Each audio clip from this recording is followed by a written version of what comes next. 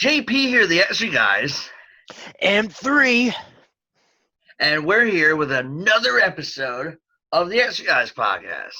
And if you joined us last time, you saw the introduction to the ExerGuys, the original members, Cal, JP, and then M3, me. This episode, we're going to go beyond that. We're not going to so much talk about JP and myself, per se, but we're going to talk about the expansion. And JP, what I mean by that, what everybody wanted to see was the NWO of the Neon Studs, the Neon World Order, which really didn't come to fruition, but there was a key player in that. This guest of ours for this show is one of the other ExerGuys later on. He trained with me. Redbeard helped train him, and he's gone on to have a pretty good singles career currently to this day. And that's none other than the Dark Horse, Johnny Moran. Yeah. Hey, what's going on, guys? What's up? I hope that was an all right introduction. Oh, it's fantastic. I try to pretend I was like professional. Oh, it was very professional. Then you have this Red. This guy looks like his blood pressure is what did one of the fans say? 300 over like 200. Brother, I'm making that fat government money just to lay in the sun. I figured it was only right that I drink beer while I'm on here because these are the people that taught me how to drink beer while I'm at wrestling shows. Brother, I don't drink. I'm an angel. Now, look at him. He's got water. I feel like I'm messed up because he's got water. Well, Because I'm all about. try not. all You about can never figure him out. You Yeah. never try to figure him out. I'm all about fitness. My body is my temple. So, Wow. Shall we get started? Yes. This podcast, as you all know, we're here with Johnny Moran, one of the ExerGuys members. Yep. I like to look at him as the wild card of the team because whenever we're in a pinch, it's just the two of us. But when the two of us are outnumbered, we call upon the services of our brother Johnny Moran. So I'm the there's third JP. man. Yeah, you are. JP and 3 and Johnny. But see, it wasn't that easy and it wasn't that simple just to call upon the services of Johnny. There had to have been a start. Johnny, would you like to share some of that, your experiences? Yeah, with you we'll guys, kind where of it all jump around with began? it. Yeah, we'll kind of jump around with it because it's a little jumbled actually because I was bouncing and I was completely because we started together. JP trained us with Justin Glory, and I moved to New Jersey and stopped wrestling. But then I moved back because my dad got sick, and I was bouncing at Kildare's. And then I don't know, you just happened to come in one night. Well, we're gonna do like a dark side of wrestling moment where they Yeah. show someone reenacting me, and I'm like Yeah, kicking in the door like an old Western like saloon. hazy, real hazy. Yeah. There's a smoke cloud around you, and you're like, Women were grabbing at me. Yeah, Their they were nails just were ripping your clawing clothes into off. my. you were like practically. And then yeah, but the whole time it was JP humping my leg. I was like, get off of me! What are you doing? And then no, but then you said you need to come back, and I'm like, I don't know about that. Maybe, I don't know. And then I remember I sat the next day, and I'm like, I probably shouldn't give this up. I've always loved this. Like, I watch it all the time. Like, I got to give it one more shot. Then I went back to training because of you, and Well, there was different circumstances that time because originally when you and I first started, and Johnny Boy here came in and was like, guys who have talent. hold on. Yeah. I'm going to take these guys under my wing. Do you remember when we first met him and we both were like, who's the weird guy with the beard? I was like, how many lives? I said, how long has he been in prison? Right? He said that. Johnny. I swear to God, he said that. Johnny, is he 40? He looks like he's 40. Yeah. Don't give him my He's number. young boy. He's a young boy. First of all, I don't look a day over 23. Number one. Okay. Mm. Yeah, when I was helping Justin Glory with the training, I was dealing with the same two schlubs every week. Dude, you know what I hated you for? Me and Mike would look like when we'd take a back bump, a walking back bump. Me and Mike looked like we were gonna kill each other when we would take a walking back bump. This motherfucker, it's like he was walking out on a surge. Just like, me and Mike are like this. Ugh. He does that, yeah. And we always were like, oh, we anticipate the pain. And he's like, eh. Brother, I'm a great bumper. He's like, I wish I could bump. I wish I could bump like that. Like, I'm just like, tensing all up. You probably have gotten more bumps in your whole career than he has in a fucking. He got a lot of bumps in training us. I had to bump around for you motherfuckers. Well, but when I went back, like neither one of you were like there because you were going back to Virginia the next day. I remember you telling me that. Well, that's when I had moved to Virginia. I was gonna say beforehand you and I started, and then when you had left to go to New Jersey, that's basically where the ExerGuys had picked up and we hit the ground running. I remember you'll make your return. I came back for your first match when you wrestled him. Yeah. I was home, and then you invited me, so then I came down and watched it. I remember that. It's just because, like, then he left, and then I'm at training. Like, neither one of you were there. Yeah. So I'm trying to make friends with Keita and Jesse and Dan. Thank God they accepted me, and I was friends with them. And I think you even told me, you were like, there's a young kid named Keita, a young kid named Jesse, and there's this old man named Dan. Make friends with them. And that's who I stuck with. And then I ended up wrestling with them. But same circumstances, Dan was not interested in wrestling too long. Like, he kind of wanted to do it and be out, like just say he did it. And then it comes to the true show, I would say, where I wore his gear that was extremely sweaty. Is that what we first teamed? That's right, true show. Yeah, because he was stuck in Virginia, right? I couldn't make it in. They I remember that. It was their first show, wasn't it? And it was their very first show. We wrestled Jesse and Keita. Okay. Yeah. In that big gymnasium. Yeah. Yeah. So the first originally it was a joke that you had put on a singlet, and then you sent me a picture, and I was like, yeah, go for it, whatever. That's not what you said. Don't lie. What did I say? Probably you said you look better than Redbeard in that. That's how you should look, Redbeard. That was your reply.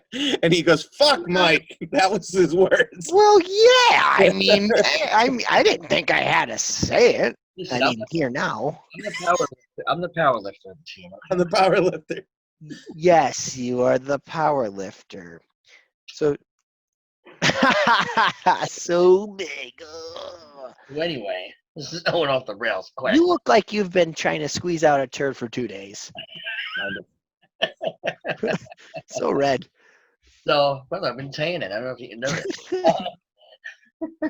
So we did the true show. That's why I wore that lovely the one you made, right? The blue one, the royal blue. You made it, right? I had it made, yeah. And it wasn't. I wore your sweaty ass singlet that you wore the night before. Where were you the night before? At a bar. He wore it out. No, but literally. So here, you can bring this to your friend. Get ahead. So the whole, it started at True. They put you in ExerGuys singlet, and they said, oh, we can't get Mike here, so we'll just get these as the ExerGuys. Yes. So they did that. Yeah. And then we're like, hey, let's just become a cohesive unit. And, you know, when I can't work certain shows, you can work with JP, vice versa, intermingle. And then it worked for both of us. You were here. Danny was kind of out on the outs. So on my side, it was both work.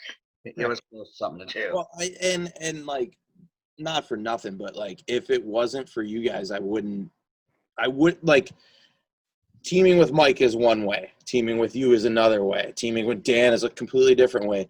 And that's why I always say, like, I'm kind of a tag team specialist, and I was born that way because that's what I knew coming into the gate. Like I had to be able to adapt to whatever partner I had. And that wasn't always good for me because every match I had, like 1 week I'd be teaming with Mike, 1 week I'd be teaming with Dan, 1 week I'd be teaming with JP. Well, And it made me more adaptable. When we wrestled you at Big Time, it was me, Mike, and Oh, yeah. versus I was against you guys. yeah, you, Jesse, and That's the biggest rib in my life. Did I ever tell you this story? no. Because you guys ribbed me. Because you said he comes up to me, Mike comes up to me and goes, "Oh, you're teaming with Shane," and I'm like, "Oh," and like, mind you, like you guys know, it was like maybe my third, fourth match. I'm like, who the fuck is Shane? Like, not like I don't want to team with Shane. Like, what about Keita? Keita's with us, and you're like, no, Keita's in another match. You're teaming with Shane and Kit, and I'm like, but they're a team. Like, I was freaking out. Like, my heart was pumping. And then we walk in the locker room, and it's Shane Douglas, and I'm just like my jaw dropped. I'm like, Jesus Christ, we're teaming with Shane Douglas. Remember putting that match together? Oh, he was so simple. He's like, whatever you guys want, whatever you guys want. Yeah. And then, Shane, you just want to take hot tag, right? You don't care. You just do it. Okay, this is what we're doing. but like when I was a kid, like I called myself the franchise Johnny Moran here, literally in this room when I wrestled my little brother. Like it was just surreal for me because then my dad got that was the only match my dad ever saw. That match. It was cool. That was cool. But I shouldn't have been on that show. Like that was completely because of you guys. Dude, it was my third or fourth match. I should not have been on that show. So in chronological order, Yeah. it was how you kind of got in with the ExerGuys. You started. We went against you at Big Time Wrestling at the CYC in Scranton. Yeah. That's where you team with Shane Douglas and Kit Raff. Yep. You took on myself, JP, and Blaze Daniels in a 6-man. Unfortunately, the ExerGuys lost. Your team won. But you soon then joined the dark side as you debuted as an ExerGuy with JP at True. Then later on, if my memory serves me right, was the North Carolina, South Carolina, Georgia shows before the Norfolk Scope? No, it was after. It was a year after. I was gonna say I think Virginia was first. Big Time was first. Then 1 year later, almost to the date, we did the Georgia. So you guys took the road trip to Virginia, where I was, the Virginia Beach area. Big Time Wrestling was at the Norfolk Scope, and if for any of you who aren't familiar with the Norfolk Scope, that's where DX invaded WCW. And that's when the guys invaded the Norfolk Scope to nobody. But you know, it had a beautiful ending, a beautiful tribute, and a beautiful amount of beers that went down. Oh yeah. We after work, so we go in and we looking at the board before the show, and I had made a joke. I believe on the way down, I said, "Watch us have to work like Rock and Roll Express." Yes, you did. And then we go to the stage, and our names is next to Rock and Roll Express. I'm like, "Holy shit!" Do you remember how many times Robert Gibson made you guys lock up? About 4,800. Yeah. I've never seen Redbeard lock up that many times in my life. I don't think I've locked up my whole fucking time doing this. So then we went over the match. Didn't they change the match about 4 times in the back? They wanted to just call it out there. Yeah. And I said, well, we kind of were like, that's fine. But what's the finish? Yeah. So then they're like, tell us finish. And then Ricky's like, well, we're gonna do this. We're gonna do, you know. And then he basically just calls the whole match. I was like, yeah, we're calling it out there. But it was, you know what though? And I'm not making fun of it, and I'm not saying anything bad or whatever. But like that whole experience, for a second you kind of say like, is this real? And then all of a sudden, like, you're just talking, and this is how we do it, and this is how it goes in wrestling in the locker room. You're talking with and then all of a sudden, like, you kind of pinch yourself again. You're like, wait, is this really happening? Are these two like really talking over a match with us? Like, what business do we have going against these guys? Or, you know what I mean? And then you have Gangrel standing there, and I'm like, hey, I'm gonna be a stupid ass mark and tell you brood music is awesome. Yeah. How I about don't when care. Steve Perkins came up to us and was like, "Oh, you guys are gonna do a run in on Scotty and But then, we did the rock and roll. I'm like, yo, brother, we worked Rock and Roll Express. Of course we'll do a run in. Then we did a run my in. face was like, wait, what? We're doing what?" And I'm like, hey, see, I told you. I told you. You would randomly nudge me like that, and I'd be like, I know. We're Dude, and then Flair's there and Steamboat, and Flair said "Mile Long" the night after, and I damn near shit my pants. That was my only, like, my entire career, my only mark out moment. I'm standing next to Redbeard the night after, and they're trying to get Flair to go down and take pictures with this high school wrestling team, and he's like, "You want me to go down this mile long hallway?" And I'm like, "Ric Flair just said mile long, Redbeard. Ric Flair just said mile long." I was like, what are you talking about? Yeah, and I'm like, "The fucking promo. You don't know that fucking promo." Yeah. Then the next night we wrestled at that school, and Mike. That's still, that school is still the biggest crowd I've ever wrestled in front of. That was you. We wrestled Patriot and that other guy. I forget his name. He's There was 3,000 people. I've never wrestled again in front of 3,000 people. You think that time he was there? It was a lot. That's what Steve told me. Oh, okay. I asked him when he was handing us our checks. I was like, "Oh, how many people were here tonight?" Because do you not remember? We're standing in the ring. And we I have remember this looking up and just seeing people. Yeah, we get in the ring, and I look at him, and I'm like, dude, there's people's all the way up to the top of the bleachers. Like, there's not a seat missing. And he goes, "I know." And he's like looking up, and I'm just like we were kind of like awestruck, stuck in the middle. Like, we both were just like, there's a lot of people here. I was like, ugh.